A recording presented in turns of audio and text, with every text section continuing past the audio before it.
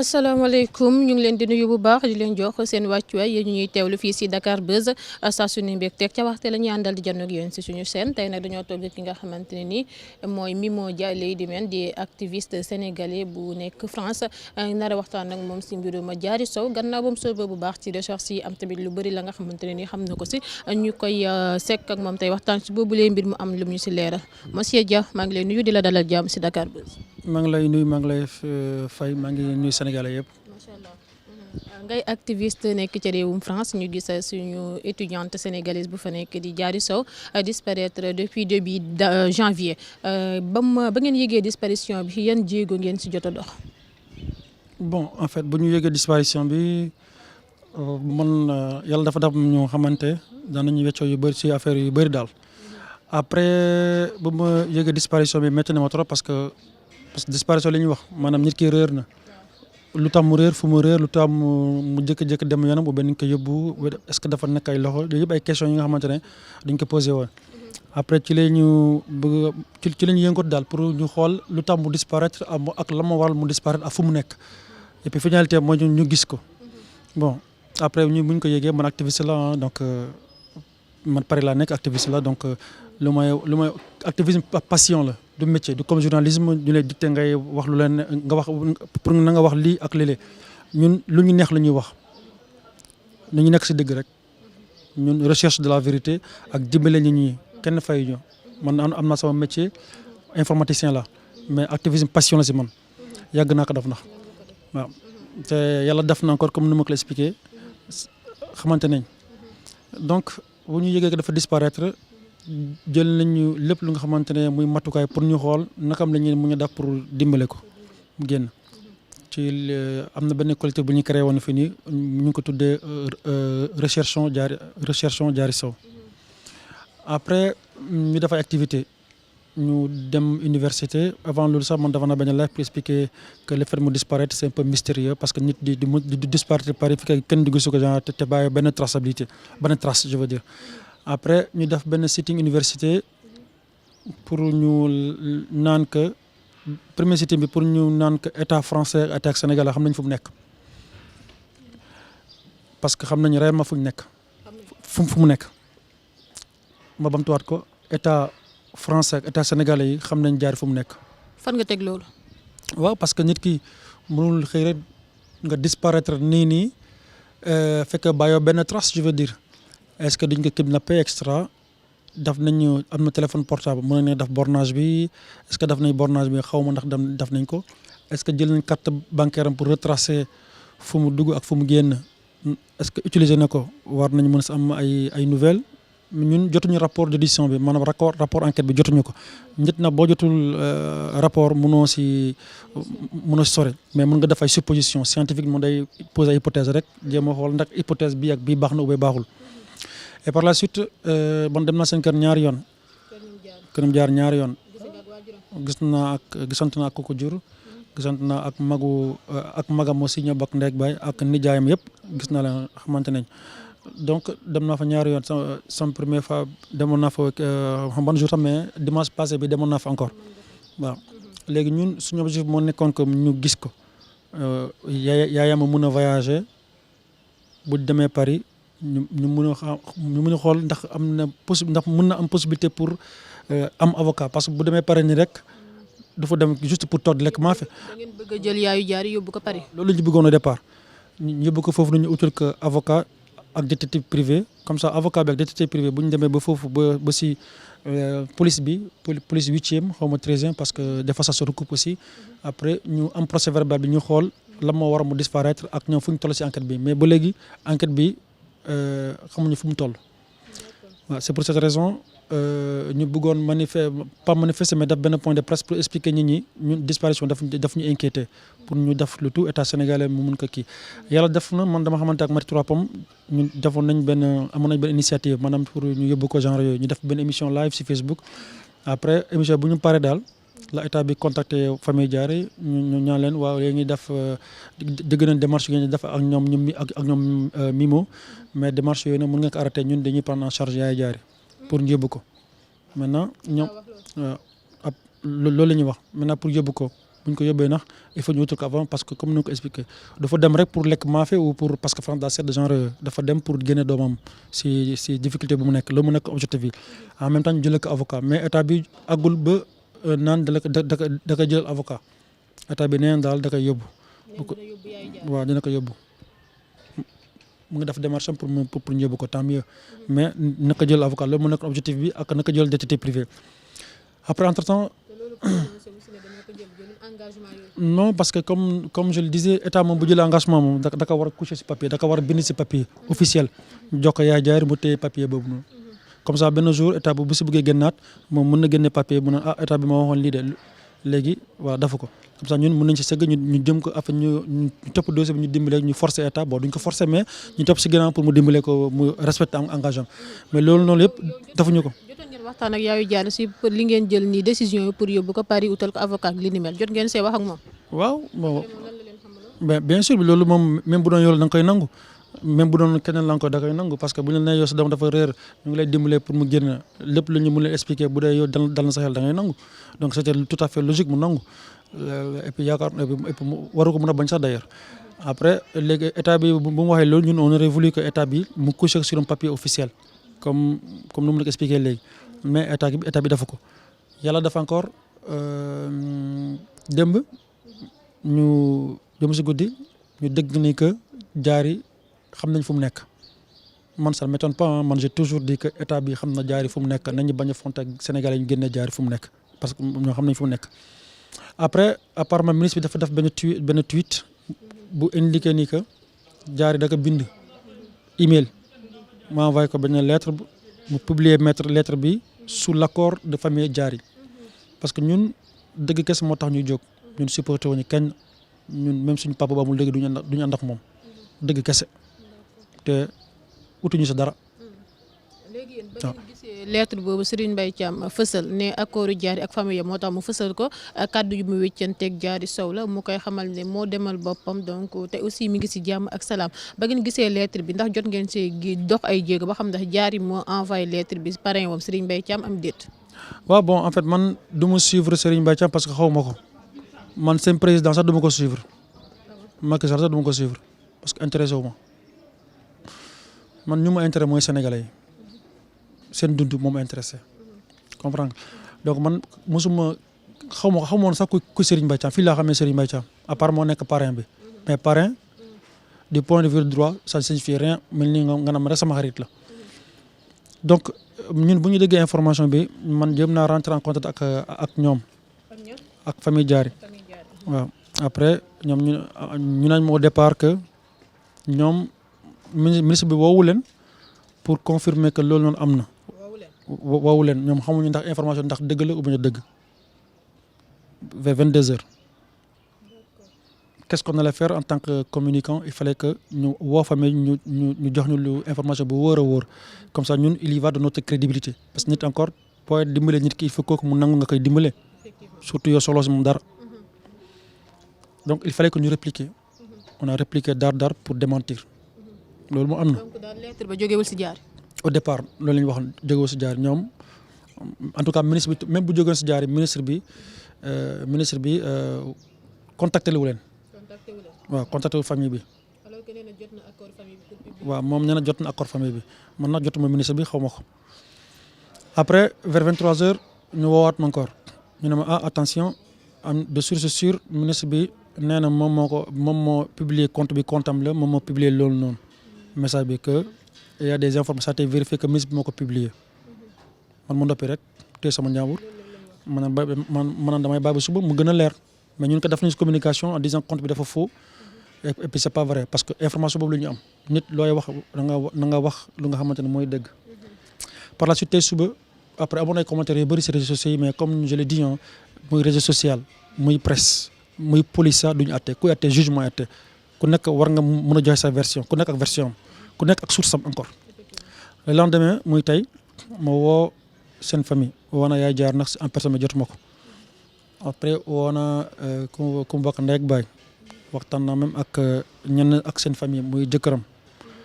kooku noonu ñu confirmer mu ne effectivement ñoom ñoo retenir information boobu pour am si lu gën a wóor daal comprendre ñu ne ma de source sûre ma waxtaan ak ñoom ak ministre bi nee nañu moom moo Serigne Mbaye Thiam moo publier lettre bi et puis aussi Diary et puis lettre bi Diary moo ko bind. Diary moo ko bind mais puisque loolu pour ñun nouvelle bi baax la parce que ñun déjà bëggoon nañu mu génn bu dee moom moo ko bind ça veut dire que il était parti de son propre gré c'est une très très bonne nouvelle loolu moom maintenant c'est une bonne nouvelle mais. est-ce que gëm ngeen ko. waaw bon puisque ñoom ñoo ko wax man moom yor naa téléphone ni Diary ba ma ko woowee du jël WhatsApp du jël du fonctionner donc man mënuma xam na ndax dëgg lu fen la mais ak de source sûre seen famille ñoo ko wax après par la suite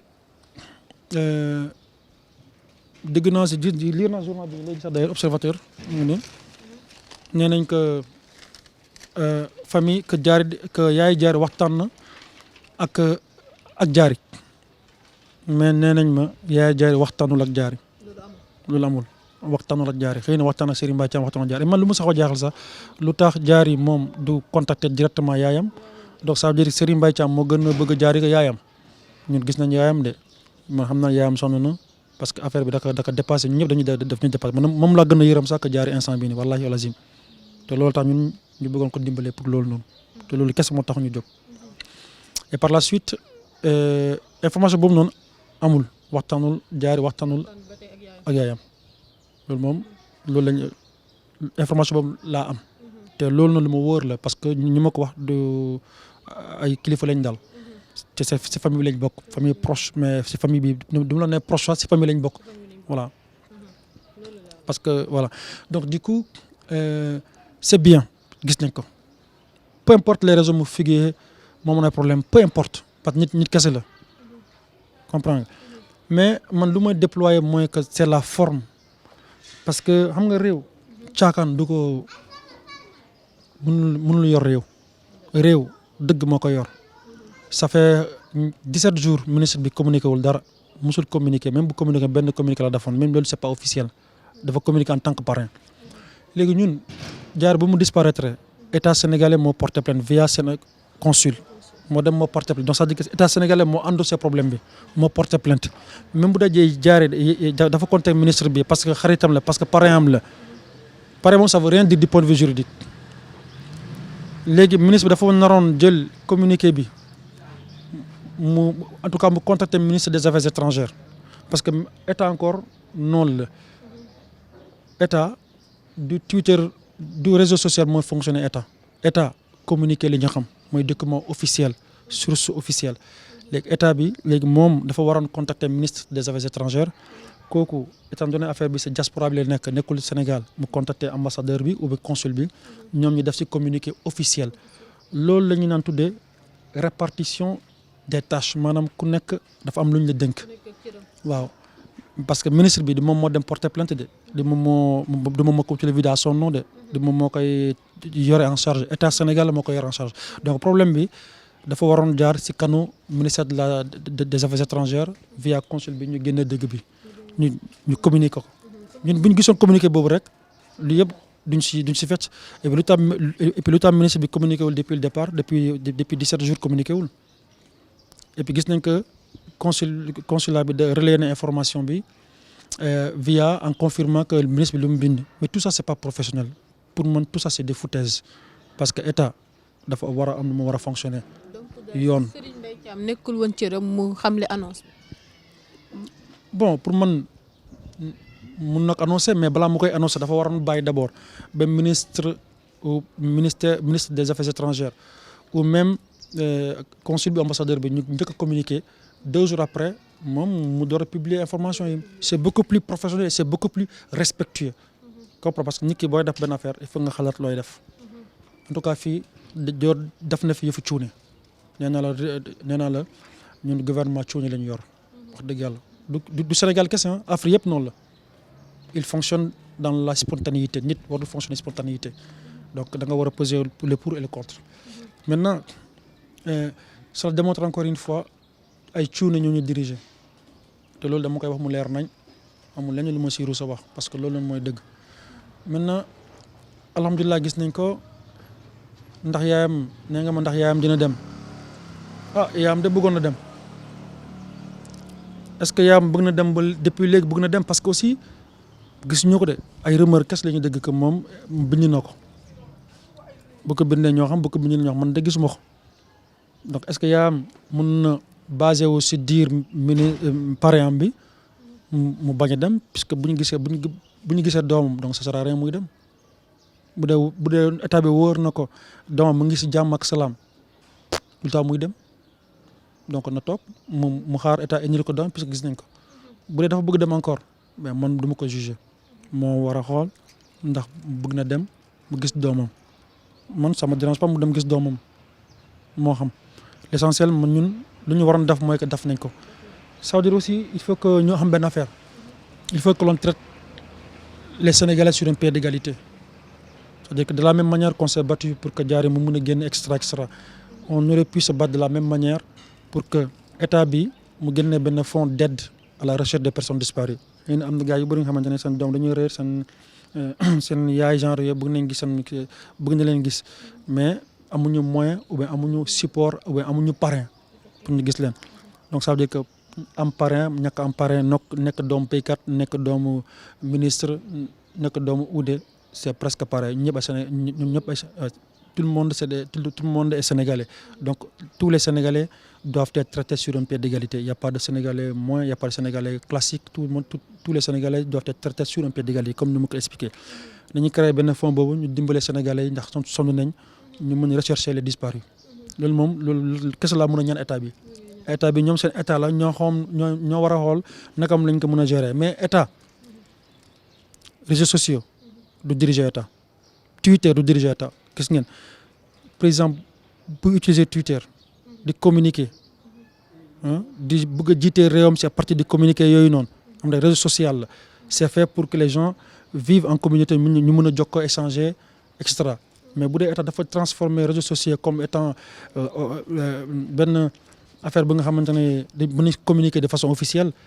ça veut dire que état bu cuune la te finalité mooy que état bi day chuter gis ngeen États-Unis ak Donald Trump la ma tam wàcc tweetam insensé yi moo tam wàcc donc c'est-à-dire les documents officiels doivent suivre la trajectoire officielle ça doit être approuvé par les personnes officielles man loolu laa xam jànguma ko de mais man loolu laa dégg te xam naa loolu noonu moo gën a jaadu c'est pour cette raison ñu naan que bu dee lu ñu wax dëgg la nañ ko matérialiser sur un papier ñu coucher que sur un papier communiqué officiel comme Serigne Mbaye Thiam communiqué na à Diarry mu ngi si jàmm ak salaam dara jotu ko bu ñu ko waxee moom ñun ñi amuñu lañ luñ ci waxati waaw. mais luy jaaxal si lettre bi aussi ak jaaxal ñu bëri si sénégalais mooy Diarry lettre bu Serigne Mbaye Thiam ne moom la ko bind boo ko lire du début à la fin da koo tutoyer loolu aussi indi ay doute si yenn xel ñaaru sénégalais. non non franchement non man mu tutoyer mu vouvoyer ko man ça peu importe si man xëy na am nañ benn rapport bu nga xamante ne moo ko autorisé mu tutoyer ko dara leeru moo ko moom da ko doon vouvoyer après mu ne ko non bu mu voyer nag mu tutoyer ça peut être mais je sais là où tu veux en venir on n'est pas si con quoi on est con mais on n'est pas si con mais ce que je veux dire c'est que mu tutoyer ko ça me gêne pas xëy na am nañ rapport boobu loolu ordre privé la diggante ak ñoom ñaar mais man loolu sama yoon na ci voilà. d'accord loolu leer na balaa ma laa bay Mimo dégg nañ li nga si indi comme explication Serigne Mbaye Thiam nee na Diarry moo ko yónnee lettre bi wax na ko famille yu Diarry nee nga ñu aussi communiqué wul ak waajuram bu weesoo loolu li nga xamante ne ni moo di rumeur yi ñuy faral di dégg si ba Diarry disparaître léegi bëri na lool am ay information yoo xam ne elles sont totalement fausses donc loolu yëpp am si yéen ñu nekk ci recherche bi. nekk soobu si dëpp ba mbiru amee ba te des fois ngeen dégg lii information fausse des fois ngeen dégg leneen naka la leen di def. bon man comme je le dis réseau social à presse ñoom duñu juger de même police di juger juge mooy juger donc man duma ko juger maintenant mën naa dëgg information comme ñu information dafa fuguer parce que dafa ëmb tout ça c'est des bruits de couloir man je ne commente pas les bruits de couloir. bon loolu wax nañ ko yoo xam nga déjà donc man France lañ nekk jullit la na jullit mën na bañ a def yenn yi mais je sais que France moom amul contrainte ba boo ëmbee mën nga dem yàq sa biir Sénégal doo ko def yenn pays doo ko def te jullit du ko def man loolu bu amee du sama problème bu dee dafa am pression sociale man xaw ma ko man dem naa seen kër j'ai vu des gens modestes sérieux et puis seen kër moom du kër como comprendre du ay secret ñoo fa nekk man gis naa ko te gis naa ñi ñu baax nit encore looy wax lu loo xam maintenant dafa am pression sociale moi je ne pense pas moom pression sociale yow wax nga ko sax bu dee am na pression sociale xëy na ndaka man koy xaalis ba kii parent am la xëy na ndaka may xaalis je sais pas j'en sais rien xëy na day tibbi salaire mu may xaalis je sais pas xëy na moo am na nijaam bu nekk France xëy na kooku da koy may xaalis bu amee problème xëy na ñun ñii bu amee problème bu ñu ko waxee bu ñu ko mën a dimbale dañ koy dimbale donc pression sociale je ne crois pas maintenant am na thèse yu bëri comme je l'ai dit moi je ne commente pas les bruits du couloir nous on se bat pour que tous les peuples d'Afrique soient traités sur un pied d'égalité c'est-à-dire que ñu mun a am état yu solide yu am doole yi nga xamante ne dañuy respecter seen souveraineté kenn bañ la yàpp loolu kese la ñu bëggoon maintenant état comme nu ma la ko expliqué état caaxaan du ko yor te boo yoree état da nga war a xam noo koy gérer da nga war a téye sa souveraineté et puis nga dimbale sa dëkk maanaam say citoyen man loolu daal xam naa ko. bien vrai que gisaguñ jaari bët ak bët waaye dégguñ ko mu wax ak ñëpp directement ñu gis ko mais xel xaw naa dal à travers lettre bu Serigne Mbaye Thiam ne moo ko bind xamal ko famille ak ñëpp ak loolu yëpp ndax yéen pare ngeen ngir wéyandi seeni ay saytu. waaw bon man daal pour mën a gëm lettre bi am na def communiqué ministère des affaires étrangères ak ambassadeur Sénégal ou bien consul nañu def communiqué sur un document officiel mu am logo Sénégal mu am devise Sénégal mu am signature loolu bu amee daal man mun naa ne gëm nag am na mais man lu ñu Twitter man moom Twitter réseau social la du ma ko gëm waaw bu dee réer na moom gis na ko nañu ko génne ou bien na jël yaayam teete mu yóbbu ko France mu nekk sa doom mu ngi nii yaa ji wooñu maanaam mii ma suñu doom mu ngi nii man loolu kese man daal tant que yaayam xam na ni nga man maa ngi yëngatu si dossier doomam te xam na très bien maa ngi def lépp lu ma mën pour dossier doomam war naa dem bu yàgg mais dama toog pour dimbale ko te yàlla tax man je pense que même loolu bu amee ça aurait pu être beaucoup plus respectueux kon ñoom ñu woo ma ñu ñeneen ma affaire bi nii la demee gis nañ ko mu ngi si jàmm ak salaam comme ça man ma xam lu may lay sénégalais yi ma xam lu may lay africains yi loolu daal laa xam nit moom bu la mayee xolam je pense que y a un minimum de choses voilà te ñun amul lenn lu ñu soxloo si jaar yi amul lenn lu ñu soxloo si famille jaar yi amul lenn lu ñu soxloo si cabine yi maintenant comme je l'ai dit les bruits de couloir moi je les commente pas man pare laa nekk dama naan ñëpp xam nañ ma de mais sama activité lépp a leer man lu ma dugg ci lu nga xamante ne wóoruma du ma wax lu nga xamante ne encore xawma ko lépp lu ma wax day fekk ma am source sûre te du ma doo wax benn affaire yow nga nekk fële di toog man ma naan la yaa ma ko wax yow xawma ko non ku nekk am na source am na maintenant si biir dossier bi par respect à sa maman et sa famille il y a des choses yu nga xamante ne man mënu ma ko wax parce que nit encore noonu la da nga war a am lu nga xamante ne mun na dee sa xol xëy na nu mu doxalee ni neexuma j'en sais rien mais du ma ko exprimer le moment venu moom dina ñëw waxaat sénégalais bu ko bëggee mais loolu moom maa koy xool est-ce que dina baalu ak sénégalais yi man xaw ma si dara loolu moom mag la moom ma war a jël responsabilité am mu mën a vie am nu mu ko neexee man daal dimbali rek moo taxul ma jóg. mais jàpp ngeen ne mi ngi si jàmm. je suppose mi ngi si jàmm parce que bu kii bu ne ministre bi bu ne bind na ko ça veut dire que bon je suppose mu ngi si jàmm bu nekkuloon si jàmm je ne pense pas ndax dina ko bind mais ce que je comprends pas c'est que lu tax du bind yaayam directement c'est logique en tout cas man bu doon sama yaay la man moom laa njëkk a bind beneen yow la encore je pense la même chose donc parrain rek la de maintenant mën nañu am yenn rapport yi nag yàlla kese moo xam man j'en sais rien du tout mais bu doon man la sama famille laa njëkk bind d'abord du ma bind parrain de du ma bind xaw ma marin xaw ma lan xaw ma lan man moo boo sax man gëwma loolu ay parrain ay kenn xamul loolu man loolu yëpp ay foutaise la dañu waxante dëgg waaw jaari am na kër am na yaay am na mbokk donc bu ñu amee information nañu communiquer mbokkam yi ñu wax ñu lu xew comme ça jàmm ne ñooy et puis la lutte continue comme j'ai l'habitude de dire la lutte a sigé waaw. jërëjëf Mimo si leeral yi nga xamante ne ni daal di nga ñu koy indil si lu ñeer réeru Diary Sow comme ni ñu ko mën a waxee rek depuis ndorteelu weeru janvier bi jusqu'à présent amuñu ay nouvelle am à travers lettre bi nga xamante ne ni gis nañ ko ki nga xamante mooy Serigne Mbaye Thiam fësal ko Twitter di parrain wu Diary Sow lépp moom la mu ci xam comme ay leeral indil nañu ko ñu ko siy jaajëfal bu baax a baax xanaa dama lay bàyyi nga tàggatoo. waaw bon maa ngi remercier Mati Trois Pommes Mati Fall j'aime pas trop dire Mati Trois Pommes mais bon Mati Fall parce que baax la et puis ñu ngi wéccoo bu baax a baax elle me donne beaucoup de conseils et je gis naa ne aussi moom taxaw na si dossier bi am na lu bëri elle me l'avait dit donc ça m'a beaucoup réveillé donc en tout cas ñu ngi communiqué man ak moom bu baax a baax et puis maa ngi remercier collectif encore recherche Diary Sow muy collectif bi nga xamante ne ay gars yu am fayda ñoo fa nekk te ñoom dañu waxantu aussi ñu ngi def lépp lu ñu mën seen xaalis jël nañ ko dugal na ko si dossier bi def nañ daal lépp lu ñu mën daal vraiment wax dëgg yàlla te seetuñu te xaaruñu dara xaaruñu reconnaissance xaaruñu dara c'est des Sénégalais gis nañu xëy na am na injustice ou bien xëy na am na benn métier bu nga xam ne dal na benn famille jóg nañu comme tout Sénégalais normal l'aurait fait donc c'est dans cette perspective que ñun tamit on l'a fait comme en tant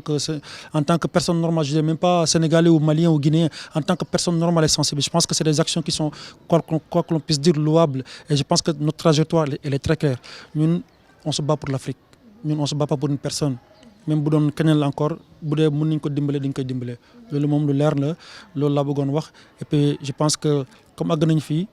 comme je l'avais dit le combat continue la lutte chassigué am na yeneen combat yu ñuy xaar ay activistes lañu passion la nag kenn fay ñu te kenn duñ dicté lu nga xamante ne moom la ñu war a def voilà loolu kes laa bëggoon wax te maa ngi gërëm Sénégalais maa ngi gërëm africains yi maa ngi gërëm sama copain activistes yu nekk Paris yëpp di leen sant parce que tamit daf na lu ñu mën daal voilà. jërëjëf